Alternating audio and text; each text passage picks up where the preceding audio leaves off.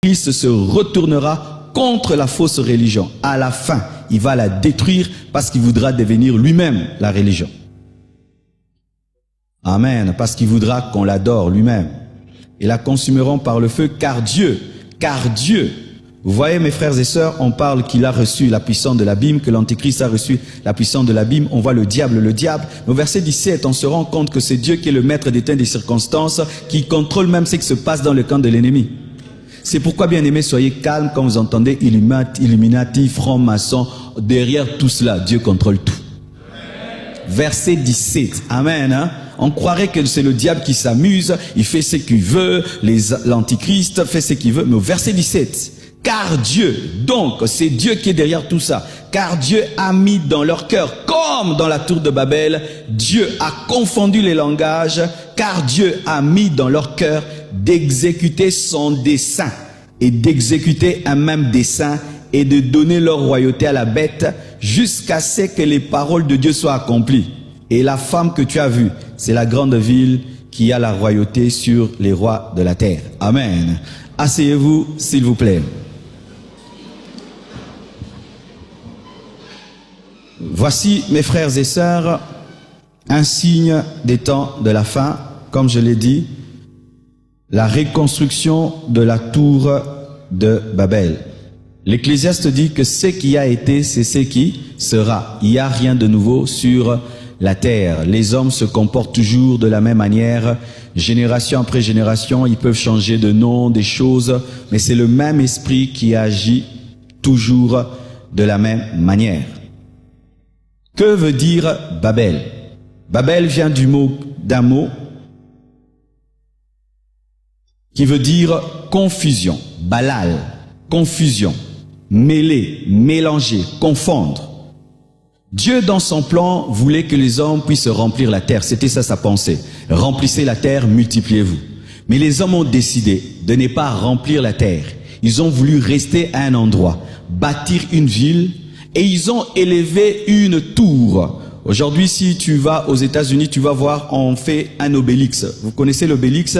C'est un truc, une pointe seulement comme ça, une construction pointue, qui pointe vers le ciel.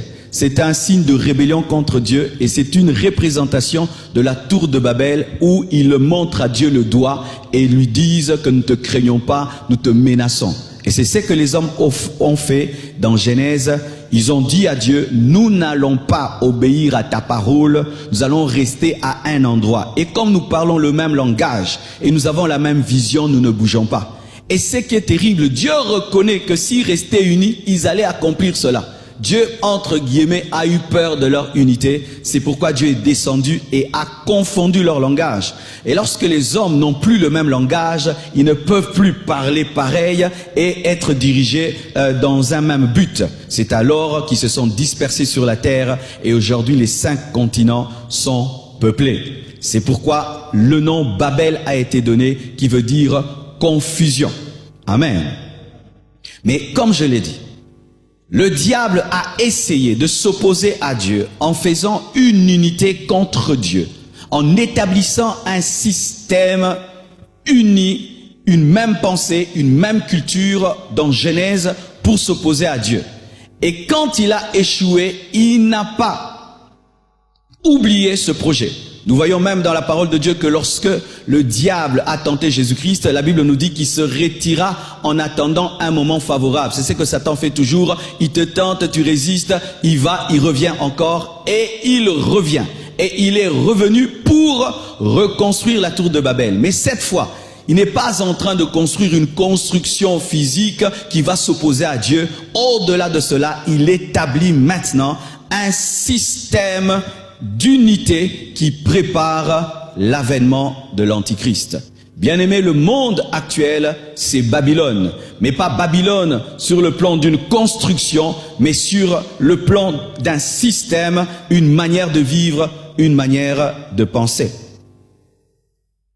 En lisant Apocalypse, et j'ai même expliqué certaines choses, vous allez remarquer que c'est une unité religieuse et unité politique. Babel, dans Genèse, est une unité politique et religieuse. Politique, pourquoi? Parce qu'ils veulent avoir un seul nom. C'est déjà la politique. Être au même endroit. Donc ils veulent fonder une nation avec un nom précis. Et une unité religieuse, pourquoi? Parce qu'ils veulent dire, ils disent que c'est la porte des cieux, c'est la porte de Dieu. Donc ils ont bâti une religion et ils ont bâti aussi une politique. De la même manière, dans Apocalypse, on nous parle d'une bête qui est la politique, on nous parle aussi d'une femme qui est la religion. Ce qu'il a fait dans Genèse, il vient le refaire aussi dans Apocalypse. Mais dans Apocalypse, l'église est déjà enlevée. Mais sachez, ce qui va se manifester après l'enlèvement commencera avant l'enlèvement parce qu'ils n'auront que 7 ans pour le faire et c'est impossible d'établir un tel système en 7 ans. Ils doivent commencer plus tôt. C'est pourquoi la Bible dit que le mystère de l'iniquité agit déjà. Même si l'Antichrist ne s'est pas manifesté, il y a sa manière de faire qui est déjà là. Et il imite toujours Dieu. De la même manière que le Saint-Esprit commençait déjà à opérer avant que Jésus-Christ ne naisse, le mystère de l'iniquité agit sur la terre avant que l'Antichrist ne vienne, car le diable n'est qu'un copieur de Dieu. Amen. Alors, qu'est-ce qui se passe aujourd'hui? Pour qu'il y ait une unité religieuse après l'enlèvement, il faudrait que cette unité commence maintenant. Pour qu'il y ait une unité politique après l'enlèvement, il faudrait que ça commence maintenant. C'est pourquoi aujourd'hui, il y a un grand travail d'écuménisme, un grand travail de tolérance religieuse.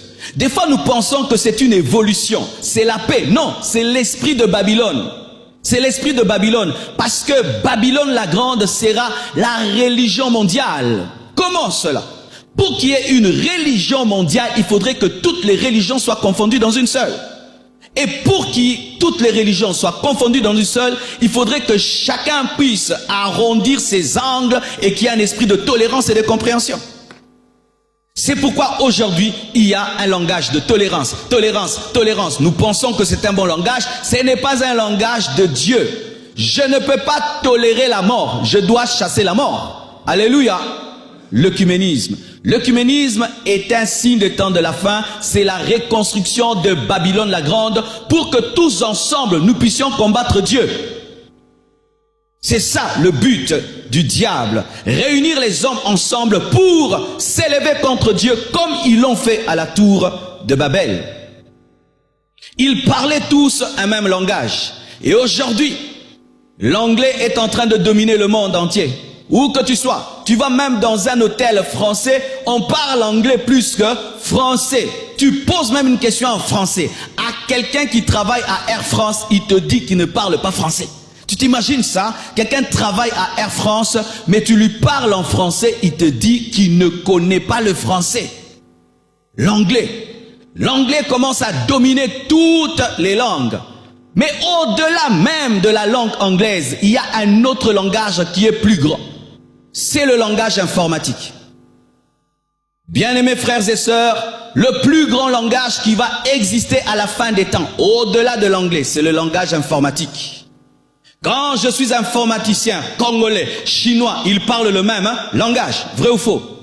Vrai ou faux? Les mêmes codes, les mêmes applications, les mêmes choses, un langage informatique. De sorte qu'aujourd'hui, mon frère, si tu ne maîtrises pas le langage informatique, dans les années qui viennent, tu ne sauras pas parler. Ceux qui ne maîtrisent pas l'informatique n'existeront pas. Et tout le monde. Et voyez avec quelle facilité même nos enfants maîtrisent le langage informatique. Tu prends un téléphone, tu donnes à un enfant. Donne-lui seulement une semaine. Tu verras quelle maîtrise il a du téléphone. Quelle maîtrise! Vous savez pourquoi? Ceux qui ont créé cette technologie ont étudié le cerveau des enfants, le cerveau de l'homme, pour que ce soit deux cerveaux qui se synchronisent et sans même qu'on te dise quoi. Ton cerveau sait que je dois appuyer là et là et là. L'œcuménisme, la domination d'une langue au-dessus des autres jusqu'à aspirer les autres langues, mais surtout la domination du langage informatique, les réseaux sociaux. Les réseaux sociaux, mes frères et sœurs, sont là pour créer Babylone la grande. C'est Babylone la grande, c'est la reconstruction de Babylone la grande. Le jour que ce jeune homme qui a créé Facebook a été interviewé, On lui a dit, comment toi tu es si riche, tu portes toujours ton blouson, enlève-le. C'était comme de la blague. Et il a fini par enlever. Et qu'est-ce qu'il y avait comme dessin dans son blouson? Il a fait un pentagramme et il a écrit, il faut que tout le monde entier soit connecté. Comme à la tour de Babel, le monde entier doit être connecté. Et aujourd'hui par Facebook, le monde entier est connecté. Je veux savoir ce que tu as fait hier, je vais seulement dans ton Facebook et je sais. Tu habites où? Je vais dans ton Facebook et je sais. Vrai ou faux? Avec le live, tout le monde saura ce que j'ai prêché ce matin. C'est le système de Babylone. Unir les hommes afin de bien les contrôler. Et nous appelons cela la toile. Bien aimé, la toile. Quand on parle de toile, donc c'est la toile d'araignée. Qui est l'araignée et qui est l'insecte? Je suis sur la toile de l'araignée. Quel est le principe de la toile? Une araignée peut construire une toile qui remplit tout cet endroit et l'araignée se place seulement ici au milieu. Si seulement un petit insecte touche le coin de la toile, directement, il y a des vibrations qui atteignent l'araignée et l'araignée peut savoir où les choses se passent. C'est ce qui arrive avec la toile. Tout ce que nous faisons sur la toile est contrôlé par un système satanique, sachez-le. La toile d'araignée. En soi, l'araignée, c'est le diable. Les insectes, c'est nous. Mais nous sommes des insectes qui viendront prêcher dans cette toile et que l'araignée ne peut manger. Alléluia. Mais si tu es sur cette toile pour commettre des bêtises, pour pécher, commettre le mal, vraiment l'araignée te mangera. Amen.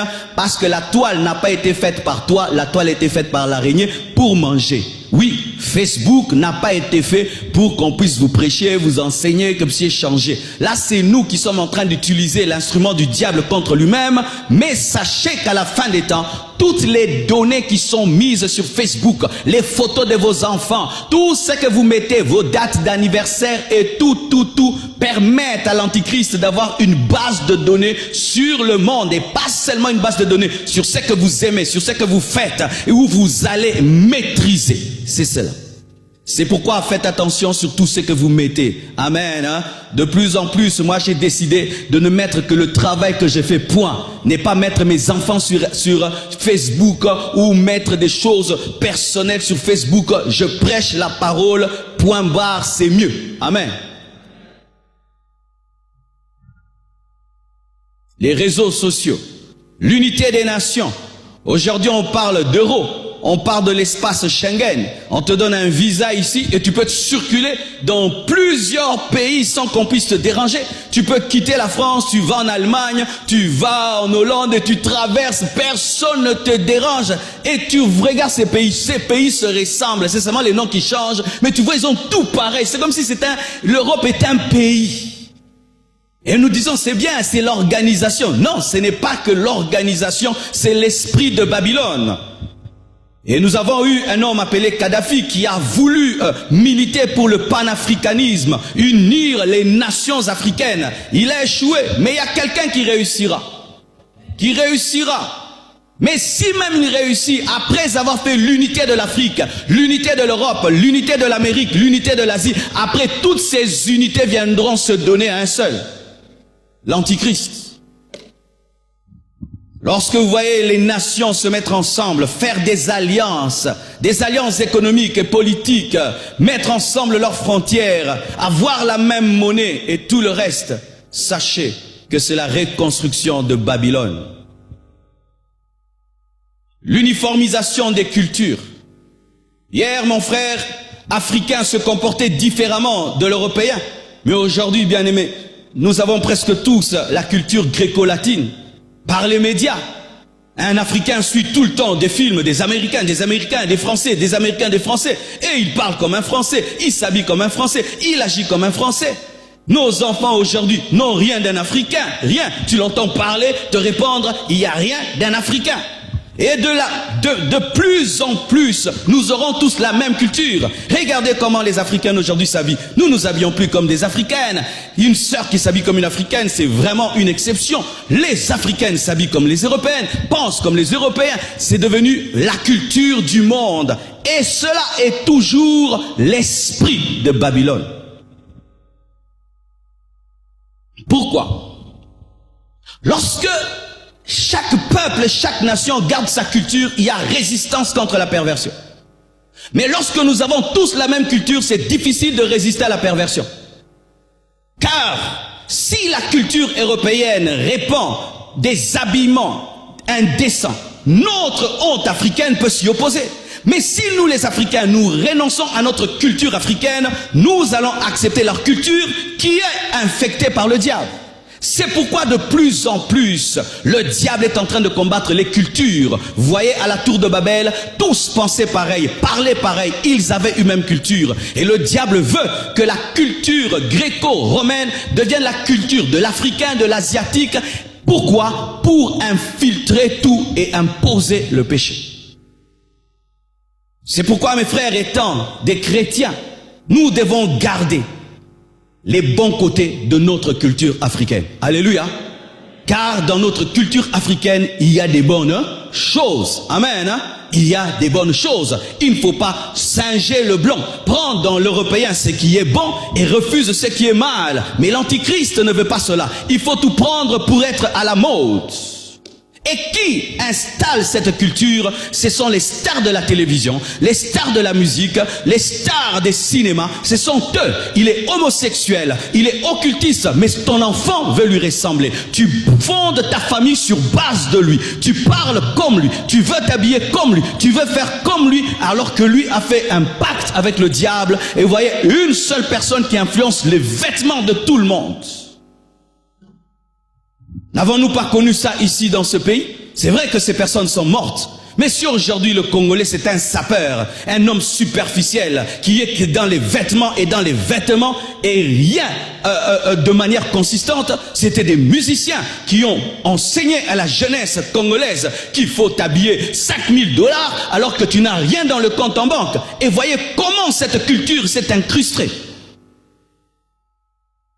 Ces hommes que nous appelons stars, ces hommes que nous appelons vedettes, ne sont pas que des stars et des vedettes. Ce sont des instruments de mondialisation. Ce sont des instruments de Babel. Car ce sont des modèles pour les enfants, des modèles pour la nouvelle génération. L'unité des nations, l'uniformisation des cultures, des mœurs par les médias, la dépravation généralisée. Ils avaient une même langue, ils avaient une même pensée. Quelle est cette pensée? S'opposer à Dieu, péché, pensée mondiale, péché contre Dieu. Mais c'est ce qui est en train d'arriver aujourd'hui. Les hommes ont décidé tous de pécher contre Dieu. Vivre dans la sainteté, c'est ringard, c'est archaïque. Mener une vie de péché, on t'acclame, on t'honore. Regardez celui-là, il dort dans les boîtes, il se réveille à 4 h du matin. Et regarde celui-là, vraiment c'est un viveur. Vraiment tu es un homme parce que tu es viveur. Mais quand tu te tiens carreau, on dit que tu es déphasé. C'est ça, Babel. Le mélange entre le politique, la politique et la religion. Bien-aimés frères et sœurs, j'aimerais vraiment préciser à tous ceux qui sont ici, moi je ne mélangerai jamais la politique et la religion. Amen. Vous êtes mes fils, faites la politique comme vous voulez, mais ne me dérangez pas. Amen. Hein? Moi je suis un prédicateur de l'évangile et je suis le pasteur des opposants et je suis le pasteur de ceux de la majorité. Vous tous venez à l'église et dites Amen, Amen. Point barre. Que personne ne vienne m'influencer pour entrer dans son parti politique, pour être ceci. Ce n'est pas ça mon appel. Alléluia, ce n'est pas ça mon appel. Pourquoi? Si je deviens le pasteur des opposants, donc les gens de la majorité en enfer. Moi, Dieu ne m'a pas appelé à sauver une catégorie de personnes. Dieu m'a appelé à sauver tout homme, tout homme. Jésus a sauvé même les Romains qui dominaient le peuple. Jésus a sauvé les Romains. Il a même guéri, fait des miracles en faveur des Romains, alors que les Romains dominaient Israël. Il n'était pas patriote, non, il était spirituel. La cause spirituelle est plus élevée que la cause politique. Un médecin, lorsqu'on lui amène un patient, il choisit, toi tu es du pouvoir, je ne te soigne pas. Toi tu es opposant, je te soigne. Pourquoi moi, pasteur, je vais choisir? Mais cette pression qui existe aujourd'hui, on veut que le religieux soit toujours collé à une image politique, c'est parce qu'en soi, la politique veut diriger le religieux. Et ainsi, le pasteur, tu ne peux plus rien dire. Si tu dis ça, le président va être contre. Si je dis ça, les opposants vont être contre. Si je dis, non, moi je vais garder ma liberté, je prêche tout ce que Dieu me dit, je ne dois rien à personne. Amen. Hein? Je ne dois rien à personne. Déjà, cette chair, vous savez qu'on donne plus les communiqués des nécrologiques, vous le savez? Il y a des décès dans l'église, on n'en parle plus. Parce que la chair, c'est pour parler de la vie. Alors déjà, je ne parle pas des décès dans les familles. Maintenant, je vais te laisser parler. Si tu ne parleras pas, personne ne parlera. Alléluia.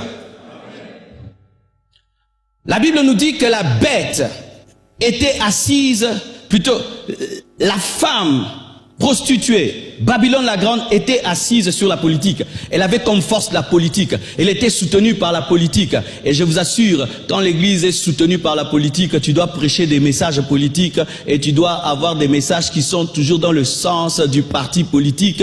Et ça, ce n'est pas de Dieu. Amen. L'église est assise sur le roc.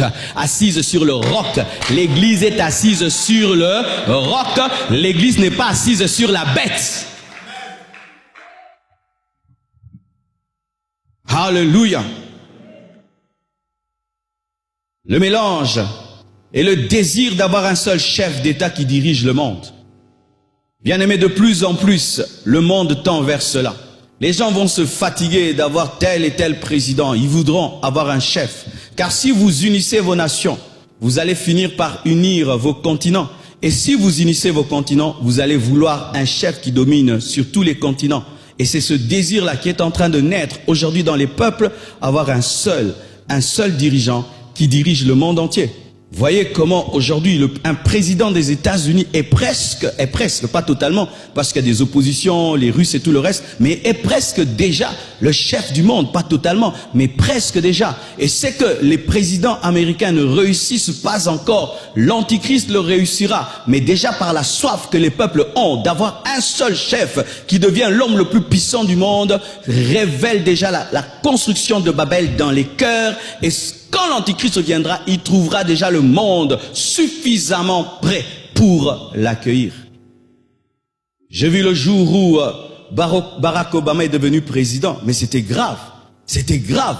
On croirait que c'était un homme de Dieu. Il y avait comme de l'onction. Vrai ou faux? Il y a des gens comme qui tombaient, qui pleuraient. Donc c'était comme un messie, un messie. Cela révèle que les hommes sont en train d'attendre un homme. Et vous ne pouvez imaginer la capacité des hommes à adorer un homme. L'homme est terrible. L'homme est capable d'adorer un autre et de lui donner la place de Dieu. Voyez comment nous traitons les stars de la musique, comment leurs fans les traitent. Le désir d'avoir une seule religion dans laquelle toutes les religions se retrouvent par une recherche de paix. Parce que les gens sont fatigués des guerres de religion. Alors, au lieu qu'il y ait des guerres de religion, ayons la même religion. Ayons la même religion, comme ça, c'est la paix. Cessez le feu. Bien aimé, il n'y a jamais de cesser de feu doctrinal. Non, ça n'existe pas. Tu peux décider de cesser le feu. Quand tu vas lire la Bible, tu vas y aller à la guerre. Mon frère, ma sœur, je te vois en train d'enseigner la fausseté, je dois te dire que tu mens. Si j'arrête de dire que tu mens, c'est moi qui suis détruit. Parce qu'en acceptant une chose dans l'autre, tu l'as accepté dans ta propre vie. Mais à la fin des temps, il y aura cessé le feu. Mais c'est ce qui arrive déjà. Quelqu'un peut être là, il te partage ses hérésies et tu le laisses tranquille. Il te débite des choses qui ne sont même pas bibliques et tu le laisses tranquille. Tu dis, c'est ça l'esprit de Babylone, la paix, là où il n'y en a pas. Où on invite les gens de toutes les religions, prier pour le pays, les shintoïstes, les bouddhistes, les pasteurs, et puis vous allez, vous levez les mains, vous priez. C'est ça la tour de Babel. Vous priez quel Dieu?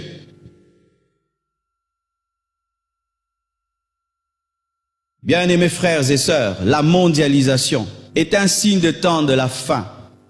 La mondialisation est un signe des temps de la fin.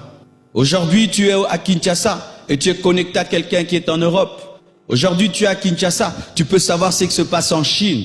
Aujourd'hui, tu es à Kinshasa, tu peux commander quelque chose en Chine et la chose arrive. Le monde devient un petit village et c'est facile de diriger un petit village. En soi, c'est ça. Le diable veut ramener la terre là où il avait échoué lorsqu'il voulait que toute la terre soit sous l'emprise d'un seul lieu. Mais s'il ne peut pas le faire en un lieu, il peut le contrôler sur le plan de l'information. Rien qu'avec un téléphone, quelqu'un qui s'y connaît en informatique peut te maîtriser un pays, n'est-ce pas? Il peut contrôler des choses, il peut même éteindre les feux rouges et les allumer. Lorsque vous voyez cette unité, sachez que c'est la reconstruction de la tour de Babel et qui attend son chef, l'Antichrist. Au temps de la tour de Babel, on nous raconte que c'était un homme qui s'appelait Nimrod, qui est l'une des premières manifestations de l'Antichrist dans la Bible, qui régnait. Mais il n'y aura pas un homme normal comme Nimrod à la tête des nations, ce sera l'Antichrist. Et qui est l'Antichrist? L'Antichrist, c'est le fils du diable. Tous les magiciens qui existent aujourd'hui ont des petites forces venant du diable. Mais l'Antichrist aura la totalité de la puissance satanique et ce sera un chef politique capable de faire des miracles. Vous imaginez ça? Un politicien mais qui peut faire des miracles et des prodiges. Il est politicien, il parle comme un politicien, mais il peut opérer dans le surnaturel, faire des miracles. Vous imaginez si déjà en notre temps on avait un président qui, au-delà d'être un président, fait marcher les paralytiques, ouvre les yeux des aveugles, ressuscite les morts. Vous voyez comment est-ce que les gens allaient le craindre? Mais l'Antichrist aura ce pouvoir-là d'être un politicien, mais qui fait des miracles extraordinaires car ayant toute la puissance de Satan. Bien-aimés, battez-vous pour ne pas connaître ces temps-là. Oui, si nous avons abordé ce thème, c'est pour que vous puissiez, par la grâce de Dieu, échapper à des temps comme cela. Car cela va arriver après l'enlèvement de l'Église. La Bible nous dit que le mystère de l'iniquité agit déjà. Mais il ne peut se manifester. Pourquoi? Parce que l'Église l'empêche de se manifester. Notre présence sur la terre empêche à l'Antichrist de se manifester. Mais une fois que l'Église sera enlevée, mes frères et sœurs, toutes ces choses que je viens de dire vont se manifester. Une fausse religion et un homme impie. Un deuxième signe ce matin pour finir. La disparition du cash. Tu peux dire ça à ton voisin.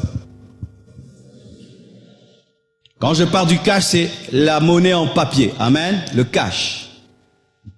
Apocalypse 13, verset 11 à 18. Puis je vis monter de la terre une autre bête qui avait 2 cornes. Quand on dit une autre bête, donc il y avait une première bête, l'Antichrist. Puis je vis monter de la terre une autre bête. Il s'agit là du faux prophète qui avait 2 cornes semblables à celles d'un agneau. L'agneau, c'est Jésus. C'est-à-dire ce sera un homme qui viendra avec l'apparence de Christ, mais qui sera démoniaque. Il aura les cornes, pas les cornes du dragon, mais les cornes de l'agneau Jésus, mais qui va régner ce qui en fait la force. Et il parlait comme un dragon, mais il avait les cornes d'un agneau. Ce serait un mélange, une apparence de spiritualité, l'agneau, les cornes de l'agneau, mais ce sera un sataniste. Cette bête, elle exerçait toute l'autorité de la première bête en sa présence et elle faisait que la terre et ses habitants adoraient la première bête dont la blessure mortelle avait été guérie. Le faux prophète dans la tribulation travaillera pour que le monde adore l'Antichrist. Voici mes frères et sœurs.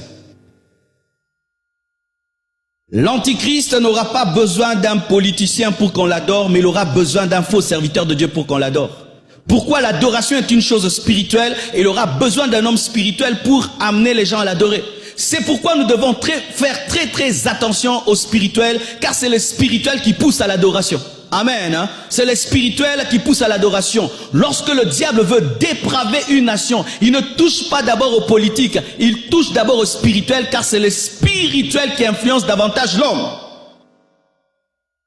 C'est un faux serviteur de Dieu qui, après l'enlèvement, poussera le monde à adorer la bête en opérant des grands prodiges, même jusqu'à faire descendre du feu du ciel sur la terre à la vue des hommes. Qui faisait cela? Élie. Élie, il fera les miracles comme Élie, faisant descendre le feu sur la terre. Je crois aux miracles, je vis des miracles et des prodiges, mais sachez ceci, il faut aujourd'hui discerner les miracles. Amen, hein?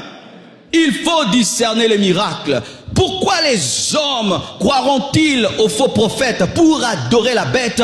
Parce qu'ils ne vont pas discerner les miracles. Discerner les miracles. Les foules sont là où il y a les miracles. Les foules viennent là où on les étonne. Aujourd'hui, j'ai vu à la télévision un jeune homme qui peut creuser un trou. Il entre dans la boue avec du feu et puis il sort des choses et il y a la foule. Les gens disent prophète. Vous vous imaginez ça? Un Dieu sale comme ça, un Dieu sale comme un cochon. Mais oui, il faut qu'on l'amène à l'hôpital. Il doit avoir beaucoup de microbes. Mais voyez la foule qui est autour. Tu viens dans une église, on prêche la sainte doctrine, mais quand tu as des problèmes, tu vas dans des églises bizarres, des gens qui font ça.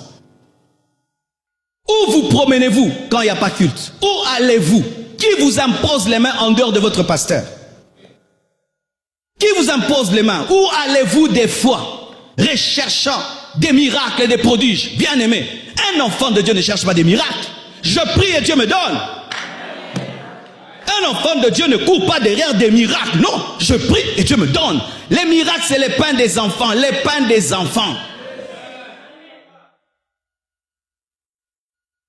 Faisant des miracles, capables de faire descendre le feu sur la terre, mes frères. Et je vous assure, le diable est capable de faire ça. Les magiciens, au temps de Moïse, ont changé aussi leur bâton en serpent. Mais le bâton de Moïse les a avalés. Ce n'est pas parce qu'ils font comme Moïse qu'ils sont Moïse.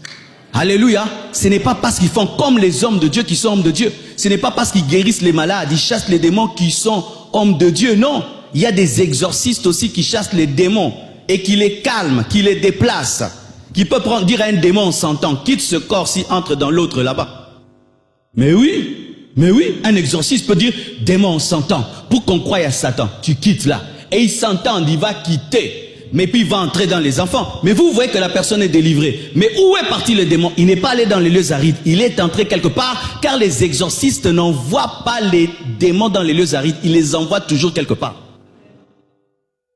C'est pourquoi quand vous allez dans un lieu où on fait l'exorcisme de manière démoniaque, ou c'est-à-dire on chasse les démons de manière satanique, vous devenez les lieux arides. Là-bas, on chasse les démons. Si on ne les chasse pas bibliquement, quand ces démons sont chassés, ils entrent en vous. Parce qu'en venant en ce lieu-là, tu as exposé ta vie. Le fait d'y mettre ton pied, tu as accepté. C'est pourquoi lorsque quelqu'un se met le pied dans la maison d'un féticheur, même si tu n'as rien dit, le diable a le droit d'entrer dans ta vie. Et il y a des églises qui sont des maisons de féticheurs. Vous le savez?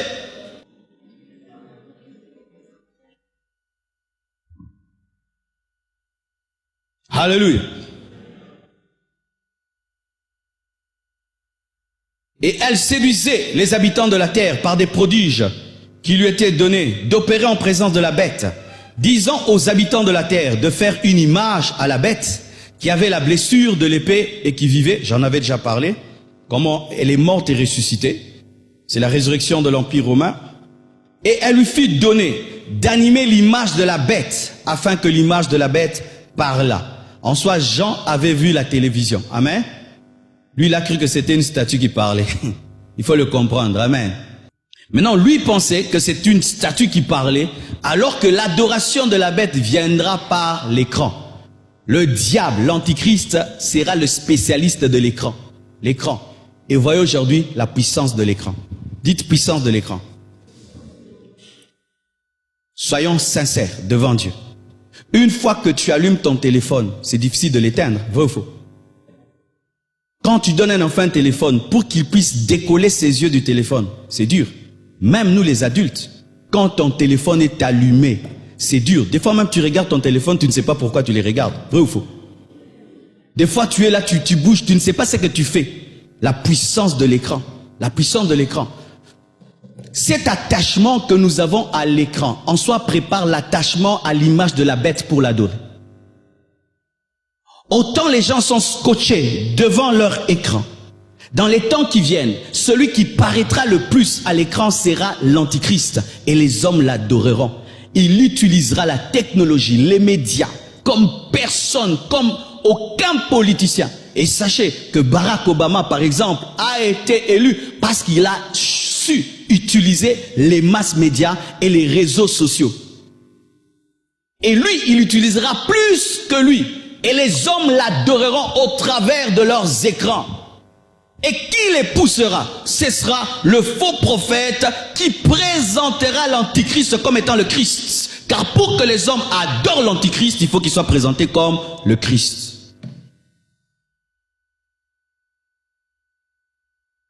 Alléluia. Elle fit que tous les petits et grands, riches et pauvres, libres et esclaves, reçussent une marque sur leur main droite ou sur leur front. La main droite, c'est ton activité. Le front, c'est la pensée. Sur le plan spirituel, c'est cela. La main droite, l'activité. Le front, ta pensée. L'Antichrist voudra régner sur les activités des hommes et sur leurs pensées. Ça, c'est sur le plan spirituel. Mais lorsque nous lisons en bas, nous voyons qu'il n'y a pas qu'un domaine spirituel, il y a aussi un domaine financier et monétaire. Et que personne ne peut acheter ni vendre sans avoir la marque, le nom de la bête ou le nombre de son nom. C'est ici la sagesse. Que celui qui a de l'intelligence calcule le nombre de la bête, car c'est un nombre d'hommes et son nombre est 666. Vous êtes là? Voici. Que veut dire 666? 6 dans la Bible symbolise l'imperfection. Parce que le chiffre 7 est le chiffre de la perfection. Et 7 moins 1 donne 6.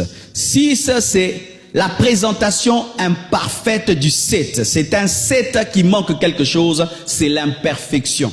6, c'est l'échec. Et 6 aussi, c'est l'homme. 12 disciples. 12 divisé par 2, ça donne 6. 12 tribus d'Israël. 12 divisé par 2, ça donne 6. 6, c'est le signe de l'homme. Lorsque la Bible dit 6, c'est dire l'imperfection, l'échec. L'Antichrist sera la manifestation de l'échec, de l'imperfection. 666, 6 3 fois, 6 l'insistance, 6 3 fois l'échec total. 6 ça veut dire, 666 ça veut dire la totalité de l'échec du diable cherchant à utiliser l'homme contre Dieu. C'est ça 666. 666 c'est l'échec de Satan. Dieu lui révèle, dans tout ce que tu feras, pour soulever l'homme, le chiffre 6 contre moi, tu échoueras 6, 6, 6 totalement. Et l'Antichrist est un échec total. Tous, alléluia, tout ce que le diable a fait depuis le commencement pour vaincre Dieu est un échec total. Un échec total. Combien de fois? 6, 6, 6, totalement. 6, 6, 6, échec total, imperfection. Maintenant, il est vrai que 666 est un esprit, oui, dans le domaine de la pensée et de l'activité. Ce qui fait que les gens, déjà dans leur activité présente, ont déjà la marque de la bête 666. Mais ce n'est pas seulement une manière de penser et d'agir, c'est aussi une monnaie. Pourquoi je dis une monnaie?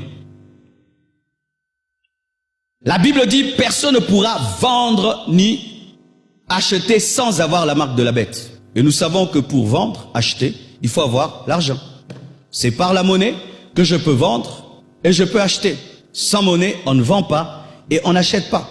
Et maintenant on dit que sans la marque de la bête, personne ne peut vendre ni acheter. Donc la marque de la bête sera le dollar, sera l'euro. L'euro, le dollar sera remplacé par la marque de la bête. Et autant de gens, ils ne pouvaient savoir que le développement technologique actuel pouvait permettre cela. Mais aujourd'hui, cela est possible. Pourquoi je parle de la disparition du cash comme étant un signe des temps de la fin? Parce que l'antichrist, lorsqu'il viendra, il ne voudra pas le cash. Il ne voudra pas le cash. Parce que l'homme qui a le cash échappe au contrôle. Alléluia. L'homme qui a le cash, il échappe au contrôle. Celui qui prend son argent, il met à la maison et il dépense comme il veut. On ne sait pas comment tu as dépensé, rien n'est retracé. Mais l'antichrist a besoin de retracer toutes les transactions pour contrôler. Et ainsi, le cash doit disparaître. Le cash n'est pas bon. Avant, on aimait, j'ai beaucoup d'argent. Aujourd'hui, tu as beaucoup d'argent en papier. Dans certains endroits, tu n'as pas d'argent. Dernièrement, quand je suis parti, je suis allé dans un hôtel et je devais payer. Mes frères et sœurs, je dis j'ai l'argent. On me dit non. La carte. Je prends la carte d'une banque d'ici. Il m'avait dit que cette carte-là, vraiment, monde entier. Je donne comme ça. Hey. Il fallait que quelqu'un qui est là-bas puisse prendre sa carte. Il l'a payé avec la carte. Moi, je lui ai donné l'argent. Pareil même dans les compagnies d'aviation. La disparition du cash. Un jour, on décidera, nous ne prenons plus de billets. Que chacun mette son argent en banque et on vous donnera tous des cartes. Désormais dans les boutiques, désormais dans les supermarchés, rien que la carte, dans les écoles, les bus, la carte. Que tu le veuilles ou pas, si tu veux garder ton argent, tu prendras la carte. Vrai ou faux? N'est-ce pas qu'aujourd'hui, avec M-Pesa, Airtel Money, l'argent est devenu quoi? Des unités. Vrai ou faux? C'est ça, la disparition du cash. Regardez Airtel Money, M-Pesa, c'est la disparition du cash. C'est ça, la préparation de la marque de la bête. Airtel Money, M-Pesa, les cartes. Mais voyez, si tu es dans plusieurs banques, chaque banque te donne une carte. Tu as une carte ceci, carte ceci, ça te fait 10 cartes, 20 cartes. Maintenant, tu dois mettre dans des choses. Si tu perds ta boîte là des cartes, tu as perdu combien de cartes? Alors voici va encore venir. Mais vraiment, avoir beaucoup de cartes. Une carte de ceci, une carte de cela, une carte de ceci. Ayez tous dans une seule carte. Ok, tout dans une seule carte. Mais si la seule carte là aussi se perd, donc tout se perd. Qui savent convaincre les gens? Les prédicateurs, plus que les politiciens. Ils auront besoin d'un prédicateur pour que les gens prennent la carte. Prennent la marque. Et ce sera, mais ta carte là, elle peut se perdre dedans. Il y a ta carte de telle banque et de telle autre banque et de telle, ta carte d'identité, ta carte de tout, tout est dedans. Mais si tu la perdais, mais on peut te la mettre dans le bras, on peut te le mettre sur le front. Et tu acceptes. Mais quand vous allez sur Internet et vous voulez télécharger certaines applications ou entrer dans certains sites, on vous dit quoi? Accepter les conditions. Il y a toujours un petit carré quelque part, n'est-ce pas?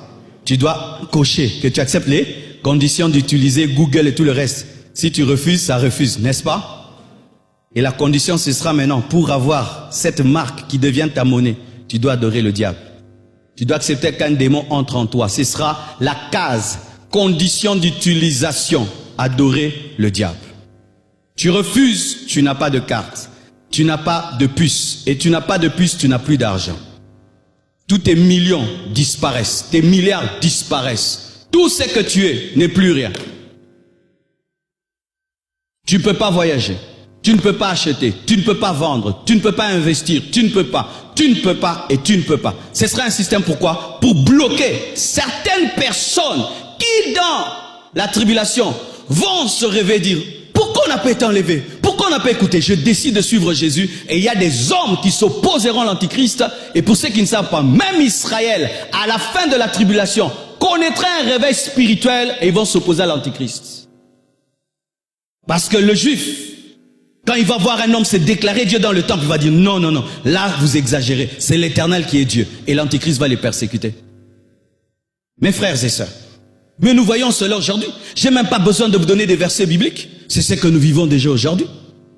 C'est ce que nous vivons déjà aujourd'hui.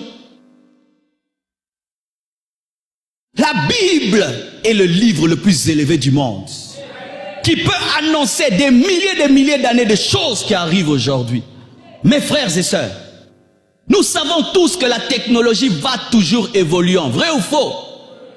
Regardez quand les premiers téléphones ont paru, comment c'était gros. Prenez ces premiers téléphones-là et les téléphones d'aujourd'hui. Est-ce que vous pouvez imaginer à quel point il y a eu la vitesse? Et sachez toujours que dans le domaine technologique, tout ce qu'on vous vend aujourd'hui, a déjà été testé il y a très longtemps. Il y en a déjà d'autres qui existent. Mais progressivement, on vous fait accepter. Dans les temps qui arrivent, l'homme n'aura plus les espèces. L'homme sera lui-même l'argent. Toi-même, tu es ton argent. Rien que par la marque, la banque te reconnaît par le code qui est dans ton corps. Mais la condition d'avoir ce code, tu dois être l'adorateur de Satan. Mais déjà dans ce monde, pour être au sommet du monde, tu dois être Illuminati. Ou tu dois être un vrai chrétien, mais persécuté aussi, vrai ou faux. C'est impossible dans ce monde-ci d'être au sommet, soit sans Dieu ou sans le diable. Impossible. Soit tu as vraiment Dieu, soit tu as le diable lui-même. Et la plupart, c'est par le diable. Pouvez-vous vivre dans ce monde-là?